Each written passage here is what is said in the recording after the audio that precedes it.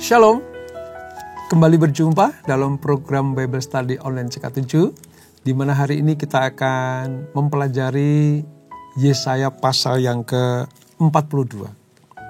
Nah saudara, kalau saudara masih ingat pelajaran kita di pasal 41, bagaimana Tuhan menetapkan Israel sebagai hamba Tuhan, sebagai alatnya Tuhan.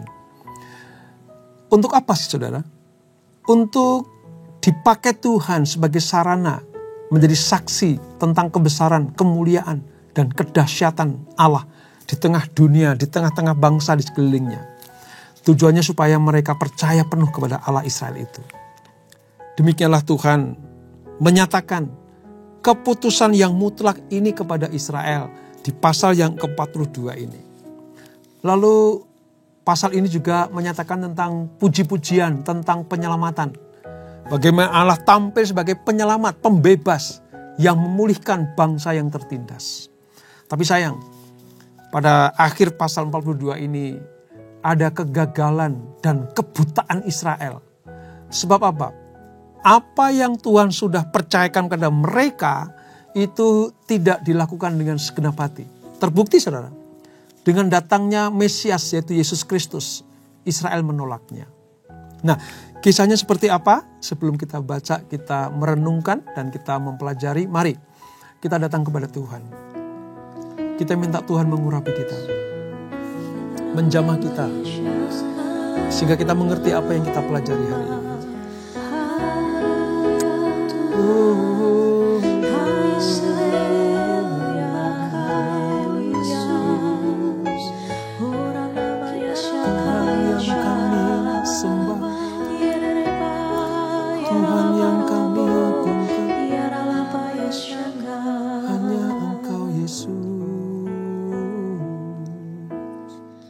Kemanakah kami mencari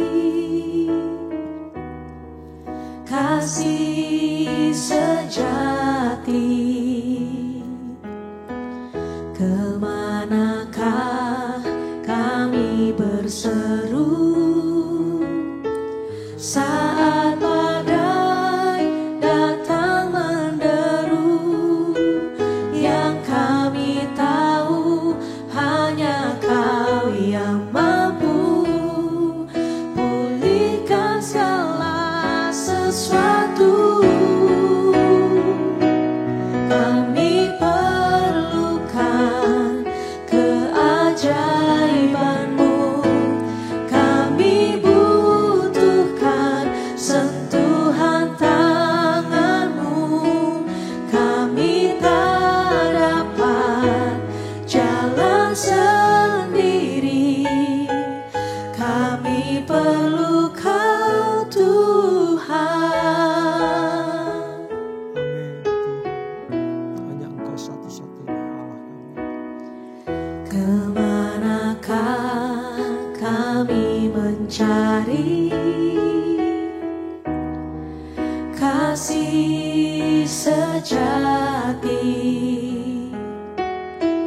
Kemanakah kami berseru saat badai datang menderu? Yang kami tahu hanya Kau yang mampu pulihkan segala sesuatu. Kami perlukan keajaiban-Mu. Kami butuhkan sentuhan tangan-Mu.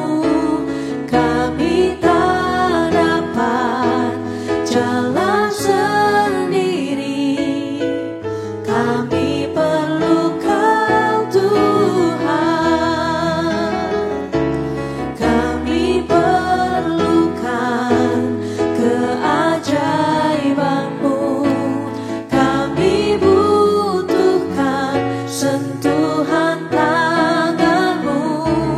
Kami tak dapat jalan sendiri. Kami perlu Kau Tuhan.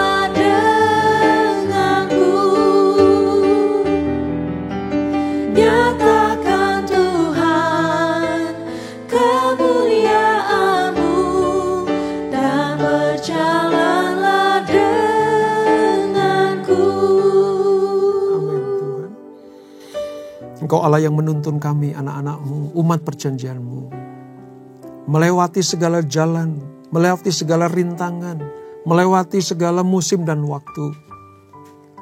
Terbukti sungguh Engkau Allah yang tidak pernah meninggalkan kami. Itulah sebabnya kami nyatakan, kami gak mau berjalan kalau Tuhan tidak menyuruh dan memimpin kami. Biarlah Engkau terus bersama dengan kami ya Tuhan. Seperti ketika kami belajar firman-Mu ini, terangi kami dengan hikmat-Mu, terangi kami dengan kebenaran-Mu itu, supaya kami sungguh-sungguh hidup di dalamnya. Terima kasih Bapa. Kami akan melanjutkan pembelajaran kami, urapi kami Tuhan. Dalam nama Yesus, mari yang siap belajar firman Tuhan. Sama-sama kita katakan, amin. Kita akan membaca dari ayat 1 sampai ayat yang ke-9 terlebih dahulu saudara. Dari Yesaya pasal 42. Pada perikop hamba Tuhan. Demikian firman Tuhan. Lihat, itu hambaku yang kupegang. Orang pilihanku yang kepadanya aku berkenan. Aku telah menaruh rohku ke atasnya. Supaya ia menyatakan hukum kepada bangsa-bangsa. Ia tidak akan berteriak atau menyaringkan suara atau memperdengarkan suaranya di jalan. Buluh yang patah terkulai tidak akan diputuskannya. Dan sumbu yang pudar nyalanya tidak akan dipadamkannya. Tetapi dengan setia ia akan menyatakan hukum. Ia sendiri tidak akan menjadi pudar dan tidak akan patah terkulai. Sampai ia menegakkan hukum di bumi. Segala pulau mengharapkan pengajarannya. Beginilah firman Tuhan. Beginilah firman Allah Tuhan yang menciptakan langit dan membentangkannya. Yang menghambarkan bumi dengan segala yang tumbuh di atasnya. Yang memberikan nafas kepada umat manusia yang mendudukinya. Dan nyawa kepada mereka yang hidup di atasnya. Aku ini, Tuhan, telah memanggil engkau untuk maksud penyelamatan. Telah memegang tanganmu. Aku telah membentuk engkau dan memberi engkau menjadi perjanjian bagi umat manusia. Menjadi terang untuk bangsa-bangsa. Untuk membuka mata yang buta. Untuk mengeluarkan orang hukuman dari tempat tahanan. Dan mengeluarkan orang-orang yang duduk di dalam gelap dari rumah penjara. Aku ini Tuhan, itulah namaku. Aku tidak akan memberikan kemuliaanku kepada yang lain. Atau kemasyuranku kepada patung. Nubuat-nubuat yang dahulu sekarang sudah menjadi kenyataan. Hal-hal yang baru hendak ku beritahukan. Sebelum hal-hal itu muncul, aku mengabarkan kepadamu. Nah saudara, pada bagian pertama ini kita melihat bagaimana Allah memilih umatnya pada waktu itu kepada bangsa Israel. Sebagai apa? Sebagai hamba Tuhan atau sebagai alat kemuliaan Tuhan. Dan kalau pada hari atau saat ini Tuhan memilih saudara dan saya, umat pilihannya, gerejanya untuk menjadi hamba Tuhan. Menyatakan kemuliaannya di tengah dunia ini. Tujuannya apa saudara? Supaya nama Tuhan dipermuliakan. Umatnya diberkati. Dan banyak orang percaya kepada Allah yang kita sembah dan kita layani. Tuhan yang memilih. Tuhan pula yang menyatakan pengurapannya atas hambanya itu. Tadi ayat 1 kita pelajari. Jadi kalau Tuhan menetapkan kita sebagai hamba Tuhan. Kita sebagai umat pilihan Tuhan. Pastikan Tuhan sudah menyatakan kemuliaannya dan mengurapi kita. Artinya apa? Membuat kita termasuk orang-orang yang dipilih Tuhan. Legitimasi kerajaan Allah kita terima. Untuk apa? Untuk menjadi saksi saudara. Untuk menjadi alat kemuliaan Tuhan. Sebab Tuhan yang mengurapi. Tuhan pula yang membentuk karakter yang harus menjadi ciri khas hamba Tuhan itu. Hamba Tuhan harus betul-betul tangguh menghadapi segala sesuatu. Di luar maupun di dalam harus nampak kebenaran. Hidup di dalam kemuliaan Tuhan. Sebab apa? Kita adalah wakilnya Tuhan. Ambasadornya Tuhan. Representatif Tuhan bagi dunia adalah ada di dalam hamba-hamba Tuhan itu. Harus setia menegakkan hukum. Kokoh, tegar. Untuk menopang apa? Mereka yang tertindas. Harus dilepaskan, dibebaskan, dimerdekakan, dan dipulihkan. Itulah tugas hamba Tuhan. Secara detail tadi Tuhan menyatakan seperti itu. Dia yang memilih, dia juga yang mengurapinya. Nah, panggilan dan misi hamba Tuhan ini sepenuhnya berasal dari Tuhan, saudara. Makanya seringkali kita diingatkan kepada para umat Tuhan yang dipilih sebagai alatnya. Kita harus sadar dan sesadar-sadarnya bahwa sepenuhnya kita ini berasal dari Tuhan. Panggilan ini dari Tuhan.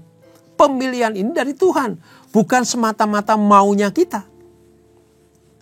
Bukan semata-mata hanya kehendak dan keinginan kita saja.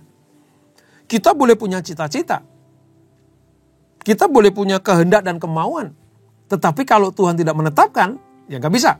Itu sebabnya terhadap pilihan Tuhan, terhadap ketetapan Tuhan, sesuai dengan kerinduan kita, maka terjadilah hamba Tuhan yang menyenangkan hati Tuhan. Kenapa? Karena memiliki hati yang melekat kepada Tuhan. Tugas hamba Tuhan itu berat, saudara. Mengapa? Karena Tuhan mempertaruhkan namanya di pundaknya. Tugas umat pilihan itu berat. Di satu sisi umat pilihan mendapatkan hak-hak yang luar biasa. Perkenanan Tuhan, pembelaan Tuhan, ya, pemulihan dari Tuhan, penyertaan Tuhan yang selalu ada. Tetapi jangan lupa, tugasnya juga berat. Sebab apa? Di pundak semua hamba Tuhan, di pundak orang-orang yang dipilih Tuhan, di pundak gereja, saudara dan saya, itu Allah mempertaruhkan namanya. Hamba Tuhan harus menyatakan kemuliaan, kekudusan, ya, kesucian hidup seperti Allah yang memilih kita. Hamba Tuhan harus menyatakan perang terhadap ilah-ilah, dewa-dewa, atau allah-allah asing yang memperdaya umatnya. Seperti Allah berpesan kepada Israel, kamu harus berperang kepada ilah-ilah yang memperdaya kamu. Yang memperdaya bangsa-bangsa lain. Yang membuat manusia jatuh dalam dosa, itu harus kamu perangi. Umat pilihan atau hamba Tuhan harus saudara? Menyatakan bahwa Tuhan yang mengutus memilih kita adalah Tuhan yang berdaulat, satu-satunya Tuhan yang disembah. Dialah Allah sejati. Tidak ada Allah seperti Dia. Tugas hamba Tuhan adalah mencelikkan mata rohani dan memerdekakan jiwa-jiwa yang dibelenggu oleh kekuatan roh-roh jahat di dunia ini. Hanya melalui hamba Tuhanlah semua manusia dapat datang dan menyembah Allah satu-satunya itu.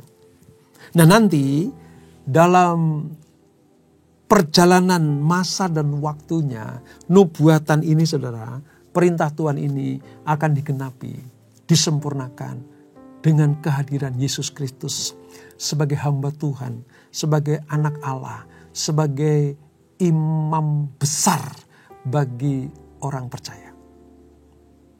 Ini Allah sedemikian mengasihi anak-anaknya, sedemikian mengasihi Israel, mengasihi saudara dan saya, sampai Tuhan menetapkan kita sebagai alat kemuliaannya. Ini sebuah anugerah yang luar biasa, saudara. Kristus adalah sang hamba yang sudah tuntas menunaikan tugas dari Allah Bapanya. Dia sudah menang terhadap belenggu dosa. Maut sudah dikalahkan, kuasa maut sudah diinjak olehnya. Oleh sebab itu setiap orang dari segala suku, bangsa, kaum dan bahasa yang mau percaya kepada Tuhan Yesus akan dimerdekakan dari perbudakan dosa untuk mendapat menyembah Allah yang sejati itu. Seperti Israel dibebaskan dari Babel. Seperti Israel dipulihkan dari cengkeraman Nebukadnezar. Seperti Israel dikeluarkan dari Mesir untuk masuk ke tanah perjanjian. Supaya apa, saudara? Supaya mereka hidup di dalam anugerah dan kebenaran Allah sejati itu. Kita harus menang terhadap dosa. Sebab Yesus sudah menang terhadap dosa. Mengapa kita bisa menang terhadap dosa? Karena Tuhan berikan kuasa kepada kita. Mengapa Tuhan berikan kuasa pada kita? Karena Dia mengangkat kita sebagai hambanya. Sebagai alatnya. Sebagai orang-orang yang dipercaya Tuhan untuk melakukan tugas atau misi mewartakan kabar baik ini. Tugas kita yang sudah menjadi anak-anak Tuhan adalah untuk memberitakan kabar baik ini. Memproklamirkan kemenangan Yesus. Dan mengajak setiap orang yang kita jumpai untuk mengenal Dia. Dan supaya mereka percaya kepada Allah dalam diri Yesus Kristus itu. Ini tugas sama Tuhan. Dan Allah memperlengkapi kita. Dengan apa? Bukannya dengan senjata loh. Tapi menjanjikan kemenangan. Menjanjikan kemenangan. Tapi dikatakan di dalam ayat 10 sampai dengan yang ke-13. Kita baca saudara. Kita baca bagaimana puji-pujian tentang penyelamatan ini. Nyanyikanlah nyanyian baru bagi Tuhan. Dan pujilah Dia dari ujung bumi. Baiklah laut bergemuruh serta segala isinya. Dan pulau-pulau dengan segala penduduknya. Baiklah padang gurun menyaringkan suara. Dengan kota-kotanya dan dengan desa-desa yang didiami Kedar. Baiklah bersorak-sorai penduduk bukit batu. Baiklah mereka berseru-seru dari puncak gunung-gunung. Baiklah mereka memberi penghormatan kepada Tuhan. Dan memberitakan pujian yang kepadanya di pulau-pulau. Tuhan keluar berperang seperti pahlawan. Seperti orang perang, Ia membangkitkan semangatnya untuk bertempur. Ia bertempik sorak. Ya, Ia memekik terhadap musuh-musuhnya. Ia membuktikan kepahlawannya. Saudara lihat. Ketika Allah memilih Israel sebagai hamba Tuhan, Allah menjamin kemenangan. Kuasa dan kemenangan akan diberikan. Allah sendiri yang akan tampil, saudara. Lewat siapa? Anak-anaknya. Lewat siapa? Hamba Tuhan itu. Dan perjanjian baru lewat siapa? Yesus Kristus. Jadi dalam ini, ketika Allah memilih kita sebagai hambanya, sebagai alat kemuliaannya, Tuhan bukan cuma mengurapi kita, tapi Tuhan memberikan kuasa kepada kita. Bukan hanya kuasa yang diberikan, tetapi jaminan kemenangan kalau kita melangkah bersama dengan Dia. Nah, ini yang harus kita sadari. Ini yang harus kita mengerti. Seringkali ada yang bertanya begini, Pak, tentang hamba Tuhan itu. Apakah itu hanya menunjuk kepada Yesus Kristus saja? Saya katakan tidak. Ini menunjuk kepada setiap orang percaya. Gereja Tuhan. Karena gereja dan setiap orang percaya itu dipanggil Tuhan menjadi hambanya dengan tugas pelayanan yang spesifik.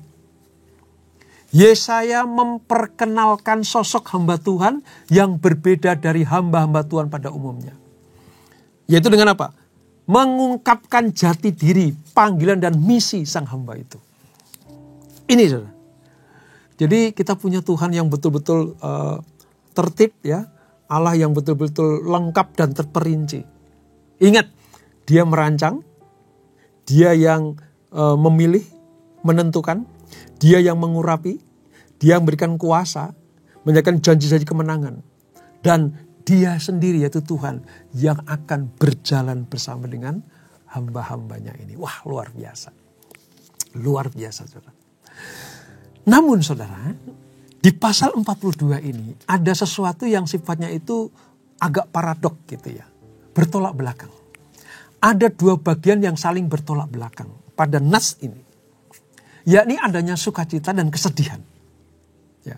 Bagian pertama merupakan perayaan kemenangan Allah melawan para musuhnya. Tadi yang kita baca ayat 10 sampai 13, lalu kita lanjutkan tuh sampai dengan ayat 17. Itu tentang kemenangan, perayaan kemenangan Allah, perayaan kemenangan hamba-hamba Tuhan. Kenapa? Karena hamba Tuhan itu berjalan bersama dengan Tuhan. Hamba Tuhan itu berjalan mengikuti arahan Tuhan. Tetapi sebaliknya saudara, bertolak belakang dengan itu, ayat 18 sampai 25, perikopnya bilang begini, kegagalan dan kebutaan Israel. Pada bagian kedua ini, Allah menegur perbuatan umatnya, yaitu Israel, yang gagal menjadi saksi Tuhan. Ini di ayat 18, dengarkanlah hai orang-orang tuli, Pandanglah dan lihatlah, hai orang-orang buta. Allah membuka dengan sebuah pemaparan bahwa yang sudah diangkat sebagai hamba Tuhan, yang sudah diangkat dipercaya Tuhan untuk menjadi alat kemuliaannya, kalau tidak melakukan tugas-tugasnya, disebut sebagai orang yang tuli dan buta. Jelas Allah berfirman, tapi Israel menutup telinganya. Itu tuli. Jelas Allah memberikan tanda-tanda kemuliaan, tapi Israel menutup matanya. Itu tanda kebutaannya. Jelas Allah menetapkan mereka menjadi hamba Tuhan, menjadi alat kemuliaan Tuhan, tapi mereka tidak mau melangkah. Sebab apa? Allah menyatakan Israel gagal menjadi saksi Tuhan. Kalau bagian pertama tadi tentang perayaan kemuliaan Tuhan, ada kegembiraan, ada suatu sukacita yang luar biasa, sebab Allah telah bangkit untuk menyatakan kuasanya. Namun apa yang terjadi? Bagian yang kedua, saudara, Allah betul-betul marah, sebab ada orang yang tidak melaksanakan tugas panggilannya. Allah begitu murka kepada bangsa Israel karena mereka buta dan tuli. Masa anugerah pengampunannya kadang habis, saudara, untuk orang-orang seperti itu. Ya. Ada orang-orang yang sudah diberikan anugerah keselamatan, diberikan berkat-berkat kehidupan, penyertaan Tuhan, tapi mereka lupa. Mereka membutakan matanya, membuat tuli telinganya terhadap seruan Tuhan. Terhadap apa? Perintah Tuhan. Terhadap nasihat Tuhan. Terhadap nasihat-nasihat yang Tuhan berikan supaya mereka melangkah di dalam kemenangan itu. Itu gambaran Israel menolak Tuhan. Dalam hal ini, saudara, nanti terbukti lahirnya sang hamba Tuhan yang besar itu, yaitu Yesus Kristus ke muka bumi ini. Israel menolak dengan luar biasa. Digambarkan mereka tuli dan buta terhadap rancangan Tuhan itu. Mereka melihat banyak anugerah. Mereka melihat banyak tanda-tanda Tuhan. Tapi mereka tidak mau berjalan di dalam anugerah itu. Kalau sedang diberkati mereka bersuka cita. Tapi terhadap tugas panggilan mereka tidak mau melangkah. Ini menggambarkan apa, saudara? Allah muak kepada hamba Tuhan. Coba bayangkan, saudara. Ironis sekali bukan? Allah muak kepada hamba Tuhan. Mengapa Allah muak? Karena mereka tidak mau menjadi alat kemuliaan Tuhan. Tidak mau melangkah. Tidak mau bersaksi. Tidak mau membawa jiwa-jiwa datang kepada Tuhan. Tidak mau mengabarkan kabar baik Injil keselamatan ini. Israel ditegur karena telah melalaikan waktu yang Allah berikan untuk bersaksi. Israel seharusnya menjadi saksi akan keselamatan Tuhan bagi bangsa-bangsa. Namun Israel memilih bersikap diam. Saudara, nggak perlulah kita menolak Tuhan. Nggak perlulah kita mengucapkan kata-kata penolakan kepada Tuhan. Kita berdiam diri saja tanpa mau melangkah menjadi saksi Tuhan, itu sudah salah di mata Tuhan, saudara. Berbuat dosa tidak perlulah kita membunuh, ya, kita mencuri, kita berzina, kita lakukan perkara-perkara yang maksiat gitu. Nggak perlu melakukan itu. Berdiam diri itu sudah dosa di hadapan Tuhan. Berdiam diri artinya apa? Tidak mau melaksanakan tugas. Tidak mau menjadi saksi Allah. Tidak mau melangkah menjangkau jiwa-jiwa. Tidak mau melakukan tugas pelayanannya. Ini namanya bersikap diam. Pasif. Menurut mereka sudah, aku sudah dipilih kok. Aku sudah ditetapkan. Aku sudah diselamatkan. Jadi bagiku ini cukup. Mereka salah. Mereka diangkat. Mereka dipilih. Mereka diselamatkan. Mereka mendapatkan justifikasi. Supaya mereka melangkah. Menjadi saksi. Menjadi hamba Tuhan. Supaya banyak jiwa datang kepada Tuhan. Tapi sayang, mata dan telinga Israel itu sudah tertutup, saudara. Mata dan telinga Israel tidak disediakan untuk melihat dengan benar dan mendengar dengan tepat. Itulah sebabnya Allah menegur mereka, memperingatkan mereka. Kalau kalian lakukan seperti itu, tiba saatnya penghukuman akan kamu alami. Jadi pelajaran hari ini, mari setelah Allah memilih kita, mengangkat kita menjadi hamba Tuhan, menjadi umat tebusan, kita disebut sebagai umat pilihan Tuhan. Ingat ya, jangan pernah lalai melakukan tugas pelayanan kita. Melangkah, menjangkau jiwa. Jadi terang di tengah kegelapan. Menjadi garam di tengah masyarakat yang hambar ini. Dunia sedang dalam kekelaman. Dunia sedang dalam kegelapan. Jadilah terang di sana. Itulah fungsi hamba Tuhan. Supaya jangan sampai Tuhan murka dan marah kepada kita. Supaya kalau ada perarakan kemenangan Tuhan, kita ambil bagian di dalam barisan itu. Jangan sampai kita ditolak Tuhan setelah kita dipilih. Jangan sampai Tuhan bilang, aku tidak mengenal engkau, hei pembuat kejahatan. Padahal kita sudah percaya bahwa kita dipilih Tuhan. Ingat kata-kata saya ini ya. Dipilih saja itu belum cukup. Kita harus melangkah. Jangan bersikap pasif dan diam. Tapi melangkah, melayani. Mengambil bagian dalam pelayanan pelebaran kerajaan Allah. Maka saudara saya sebagai hamba-hamba Tuhan yang berkenan kepada Tuhan. Dan itulah Yesaya pasal 42. Kita berdoa. Bapa, terima kasih. Setelah kami diselamatkan, kami dipilih, kami dipanggil untuk menjadi alat kemuliaan Tuhan. Tuhan mengurapi kami, menyatakan tanda-tanda heran dan kuasanya kepada kami untuk pergi melangkah menjangkau jiwa. Seperti yang Yesus perintahkan kepada para muridnya, untuk pergi jadikan semua bangsa muridku. Itulah tugas hamba Tuhan. Itulah perintah agung. Itulah amanat agung yang harus kami lakukan. Oleh sebab itu Bapa, biarlah kami bukan hanya cakap untuk belajar firman, tapi kami juga pandai untuk mempraktekannya. Cekatan untuk melaksanakan firman Tuhan ini.